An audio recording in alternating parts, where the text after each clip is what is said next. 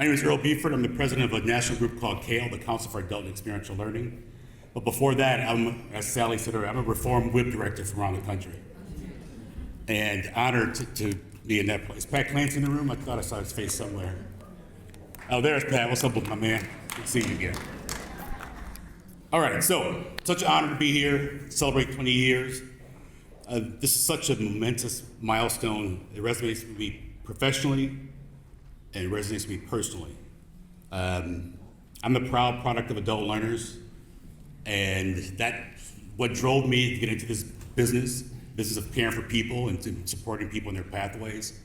My parents became pregnant in high school, soon married, and went through the trials and tribulations that all adult learners go through with life, right? So I'm starting with my father, probably the typical person that our programs help and support. This is back in the 70s, bounced around from manufacturing job training program. Never the two shall meet that led to a good job. And so I have to give a shout out to a different network that has legs in this community. So he finally found a training program through the OIC network back in Milwaukee, where I'm from. Yes?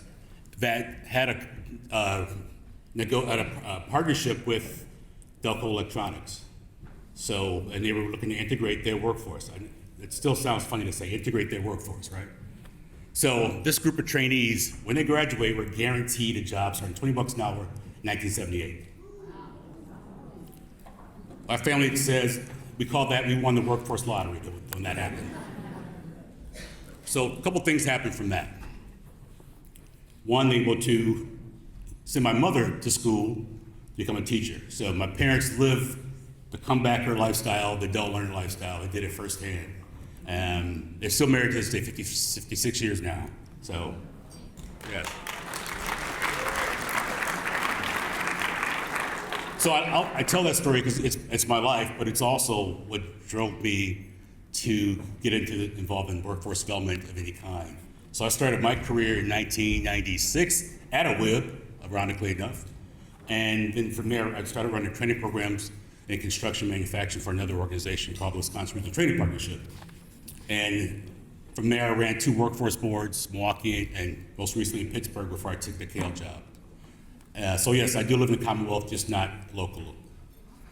So I tell you that background myself because it identifies with what drives me, what drives all of us, but in my particular case, what drives me to support programming, support articulation between the great work of higher ed and getting those degrees, the great work of training and credentialing initiatives, and meeting the needs of employers, all on behalf of people, adult learners, workers, comebackers, any other acronym we can think of that benefits people in their journey, and allowing them to be successful in that, allowing them to continue to grow and stay educated so they can keep upskilling their skills and get better job, get better pay, and most importantly, take better care of their family and their communities.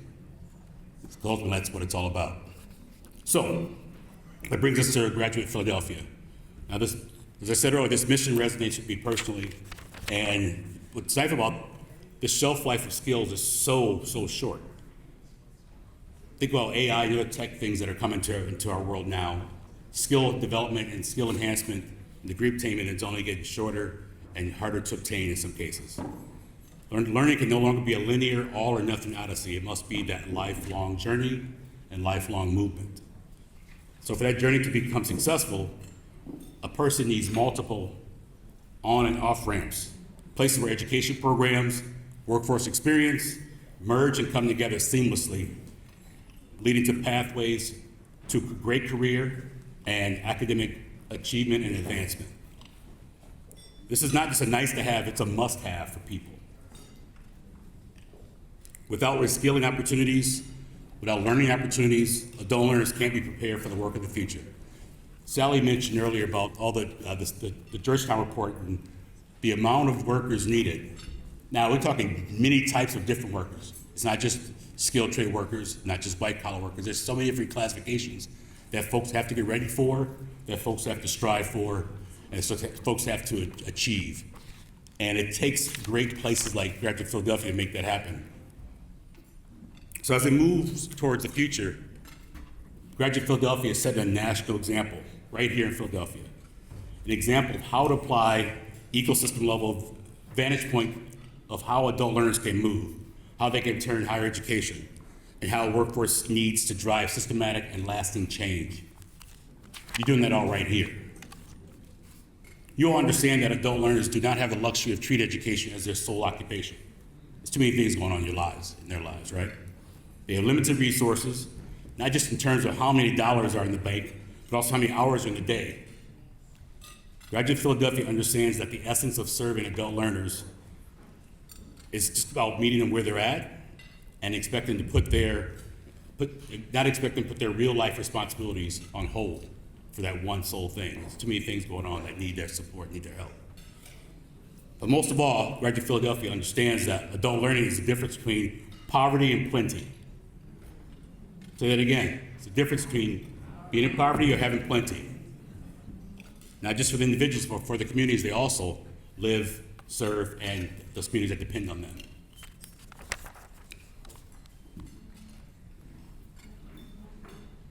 So as it starts to bridge these gaps, Graduate Philadelphia scales individual efforts into a collective impact that is far greater than what these functions could achieve all on their own. Even if individuals are working towards their own goals, you always need help. You always need support. You always need a guidance, a beacon, if you will. And the nation is following your models. I was in a meeting earlier in DC. It was around work-based learning intermediaries. And what captured me is a lot of the conversation today from these so-called experts were the same conversations that were happening 20 years ago when Graduate Philadelphia was created, 40 years ago when other East Coast eggheads were creating workforce development strategies. Yes, I did say that. But what it's about is what lasts. A lot of programs that come and go, a lot of systems come and go, but you're here celebrating because this is a lasting, effective model with lasting, effective support and lasting, effective vision from the founders that were celebrated just a few minutes ago. Sally and the Davids, the guys, lasting. So I could go on and on about the different programs that are nationally recognized and highlighted. So I'll just mention a few. I shouldn't most of you know them all, but I just want to highlight a few because they're important to understand.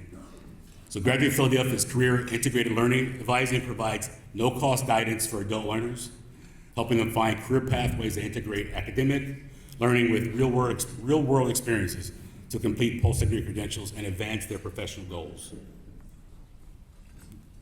A lot of programs say they do that. This program does that. The Skills Plus program leverages strategic partnerships with Accenture, Skill Up PA, and Grow with Google to offer skills and career boosting opportunities, connecting local talent with employers and high growth jobs and demands. I know there's lots of employers in the room. I know you've either benefited. If you have not, get on board, please. The last program I'll highlight is the Digital Literacy Program, offered in partnership with North 10 Philadelphia. It's a community-based initiative providing hands-on training to help residents develop essential digital skills for daily life and career advancement. Through the program, participants receive state-funded laptops as they build competencies in topics from basic computer usage to job-related tasks like resume preparation and beyond. So you saw the program, there's 20 plus programs here. And those programs are all tailored to fit the individual's needs and work schedules, but also resonates with the needs of industry and employers.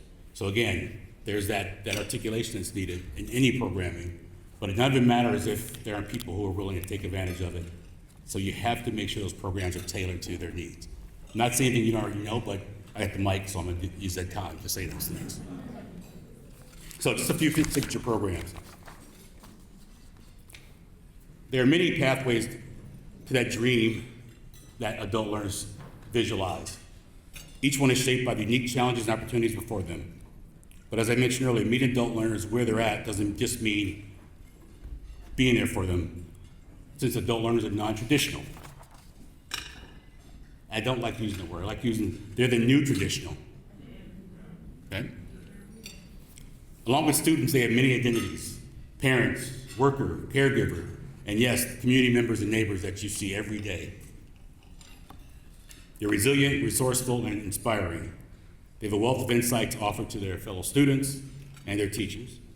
And if we only listen, I'm sure many of you had the experience, talk to someone about their first experience teaching adult learners. I'm sure they would say, I gave them an assignment, they actually did the assignment because it's about what's in front of them. They are the program. So, again, these are anecdotes that you know about, these are programs you're aware of, you've heard the vision. So just speaking of inspiration, it's my privilege to be among the first to acknowledge the honorees that you'll be hearing from shortly. Their stories will far surpass my words of highlighting, which is the kind of support that Graduate Philadelphia has marshaled on behalf of this community's adult learners for 20 years, and 20 years, hopefully 40 to 60 more moving forward. It's been a great 20 years. I know Mr. Brown and the rest of the great Graduate Philadelphia team are laser focused on ensuring the past 2 decades become the foundation of an even brighter future as visualized by the visionaries. I mean, I know what the future will bring. Lord knows in these uncertain times. But we do know what it will take to succeed when we get there. It's going to take continued investment in workforce pathways that reframe the false dichotomy of skills versus degrees debate. My answer to that is yes. I want skills and degrees, and I'm sure that's what the adult learners want as well. So instead of facing the either or fork in the road, adult learners must benefit from both and opportunities that are extended that allow them to grow and move forward. So it's going to take a continued bold, innovative, and commitment to equity. Yes, I said equity. And finally, none of these aspirations will be possible without more and better cross-sector partnerships.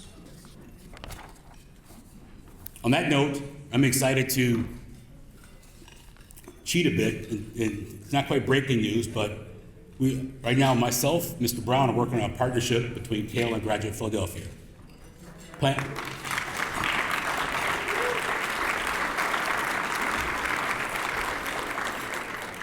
Planning is still in the early stages, and it's pending finalization with our funders. Hopefully, Truist says yes. Okay, oops, I said too much already. And other key partners. But given how well aligned our missions already are, I think the sky's the limit in terms of how we can help each other, support what they're doing in this market, and quite frankly, still emulate the models here around the country, since our work is national. So before I close, I just want to say thank you for giving me the opportunity to speak to you tonight. I want to also say congratulations to Graduate Philadelphia for a whole superb 20 years. Adding to that, I'd like to acknowledge the visionaries again. So, Davids, thank you for putting this together. I was told to say that. Sorry if that's wrong. Hadass, and she's not here, right? Okay. But Sally, my friend, Sally's who brought me into the graduate network. And so that work is still growing, and this partnership will be the next beneficiary of that. So thank you, Sally. And also, I wish you other good news that's happening. So I'm excited about that news that I hopefully one day will tell you about that too. But I just want to thank you all for your support to efforts like this, but most importantly, your support to this particular organization for the past 20 years and for the next 20, 40, 60 years. I want to thank you again for giving me a few minutes on the mic, and most importantly, congratulate Graduate Philadelphia.